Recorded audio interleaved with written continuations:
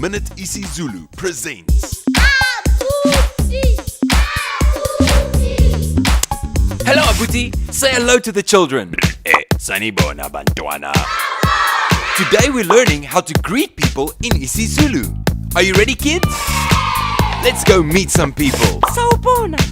Unjani?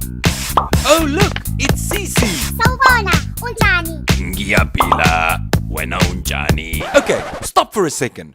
Let me explain. When we say unjani, it means how are you? And when we answer by saying ngiyaphila, it means I am fine. You see how easy it is? Now let's see how Abuti and Sisi use these phrases. Sawubona. Unjani? Ngiyaphila. Sawubona unjani? Oops, that cat doesn't seem very happy. Let's stick to greeting people. Sawubona unjani? Ngiyaphila. And now you can greet people in isiZulu. Goodbye, Abuti. Goodbye, Sisi. See you next time. Bye.